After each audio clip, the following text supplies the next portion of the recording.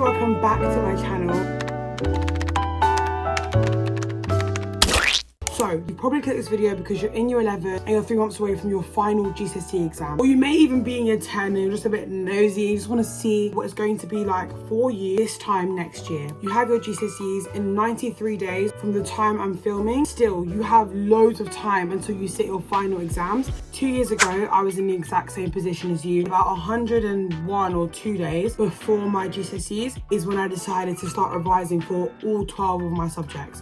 I believe it was 12. So after that 3-month period, I managed to achieve 6 grade 8s to 9s, couple 7s, and we won't talk about my English language grade. Yeah. Whether you revised or if you haven't, I'm making this video to show you guys what you should be doing the 3 months before. There's 5 key things I need to talk about in this video to ensure you reach the top grades in your GCSEs. Whether you want a grade 8 or 9, or even if you're a student who's gotten 3s, 4s, and you just want to pass, you just want to see some sufficient grades to the best of your ability on results day, then this is a video you need to watch. The first thing you need to know, if you want to reach your full potential in your GCSEs, you need to change your mindset. You'll hear it a lot, is this phrase of, I don't feel motivated right now, or I feel productive right now, I'm gonna study. These 2 phrases are the most dangerous things you can say. If you want to achieve top grades, it's not about how you feel. Your feelings fluctuate all the time. So don't be a person that only revises when they feel productive. That is the wrong outlook. What you need to do, and we'll talk about the schedules later, you should have an implemented time to study all the time. So every time you get to that place where it's time to study, it's not about how you're feeling, it's the fact that, oh my gosh, it's time to study. You need discipline and not motivation. Motivation runs out. If you have discipline, you'll do the work no matter how you feel, because you know that in a brief moment, this period of time that you're studying for is going to be over. It's just a season of your life. So get in the mindset that, oh, I may not feel like I want to study right now, but I'm going to do it anyways. Then I'm done. It's just discipline. First couple of days of you trying, maybe even weeks of you trying to be consistent in your studying is going to be hard. Anything you've not done before, anything you've not been consistent in before is going to be hard for you to start doing it. But what would be even harder is if you never start, okay? Hear me? You need to start. Study at the time appointed to study, regardless of how you feel. So you've realized that I need to study. Let's talk about the content and learning. The whole idea about an exam, right? Nobody cares how intelligent you are. All we care, or all the examiner cares, is that you basically write what's on the mark scheme. The person who writes the things closest to the mark scheme, or for maths, the person who writes what's on the mark scheme is the person that's going to get the most marks. The person that gets the most marks gets the highest grade. Nobody cares about the extra stuff. Do what you need to do. What is on your specification? If you're watching this video and you don't know what a specification is, it's basically a document that the exam boards release for each subject, telling you what they will assess you on. It's almost ridiculous, like they've told you what's going to be on your paper. You can never walk into an exam not knowing something on the exam. You should have covered at least everything on the specification at least one time. You need to learn all the content that you are weak on, struggle with, or do not know. The do not knows go to the top of your priority list. If you don't know something, you need to do it as soon as possible. Within the first 10 days of your 90 days, you need to do this first. And if you're watching this video and there's a month before, you're past the content time. It's time for papers. You need to know what resources to go to. One thing I will say, whether you pick PMT, Save My Exam, what's the guy's name? Free science lesson, GCSE maths tutor, your textbook. I have my GCSE chemistry textbook, which I never use, by the way. Whatever resource you choose to use, and there's so many, if you want me to be specific on what I did, recommend, just let me know in the comments. Whatever resource you do choose to do, you need to stick to it, believe it or not. Don't just pick one resource, pick 2 so you can always cross-reference it. For example, free science lessons will say something, and it's not like I don't believe him, but I've just got to check in my textbook, what point does that come under? How will they ask me that question? It's not even like that. You trust him, you can trust it. Cross-reference it so that your brain can actually make the link, like see how that links to the previous topic. Every time you're learning content, make links in your brain. That's why some people suggest mind map. However you want to formulate it, you need to ensure you're making links between previous spec points. Everything on the specification connects to each other or builds on it somehow, so you can have a formulated idea of biology or whatever it is. Things in the spec link to each other and they bind so that you can have a holistic knowledge bank of the subject. And even if it doesn't link, ensure that you begin to create a new link about that new topic. It's honestly all about links. Just keep making links in your brain. Efficient study methods are basically anything that's not passive. So not highlighting a bit and just reading it over and over again. Because you'll notice when you read sometimes, you would have read the same sentence like 10 times without even noticing, because your brain's not there, you're just reading it. Right? So ensure you're doing active things such as flashcards, constant like questioning, like an active recall booklet, anything that's active to the brain, anything that forces your brain to work, anything that makes your brain tired is an efficient study method. Efficient study methods that I recommend. I was a bit late to the flashcard gang. I started doing Anki flashcards. That changed me. Anki flashcards are impeccable. They're amazing. Then after a certain amount of time, it will appear again. When in doubt, do flashcards. Flashcards aren't everyone's cup of tea. Mind maps are a good way to study. Let's say you want to learn something in geography. What you're going to do is you're going to find out what you know already. So that could be in the form of blurting or testing yourself with flashcards. Because the truth is, even if you've been laughing all lesson, you've had detention, even if you've been messing around the whole school year, there is definitely something you've taken up from that geography lesson. So when you're coming to learn it now, you need to check, what do I actually know? Step one, when you come to learn, test and see what you already know. Once you've figured out what you don't know, because you've figured out what you do know, you'll know what you don't know. Either watch, read, however you want to take your content in. You can use Seneca, wherever it is. You know earthquakes, you know volcanoes, whatever it is. Are those even tectonic hazards? I don't know. However you'd like to learn the content.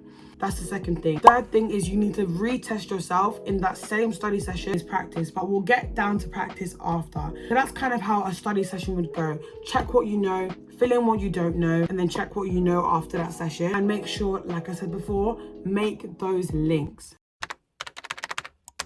So let's talk schedules, timetables and plan. I did have a semi-rigid plan doing my GCSE. If I was to do it again, I would have planned it so differently. The first thing you need to do, you need to write out all of your subject in a list and then make subtopics on what you need to do within the time period. Let's say you've not practiced an RS 15 marker. Put that down on a to-do list. A massive to-do list can be overwhelming sometimes. This is where the timetable comes into it, or the plan comes into it. Once you know everything you need to do, if you're not sure, go back to the specification. The specification is your bestie. List it. Then you need a form of a timetable, Notion, however you want to view it. You need to start slotting in each task into the spaces in your day, in your week. Slot each task into the block so that by the end of you slotting them into all the spaces, you would have done everything on your to-do list before you know it, and then you're ready for your exam. It's extremely important to plan what you do. Never go into a study session not knowing what you're going to learn. Whether you plan it on the way to the library, you plan it the day before. Never enter a study session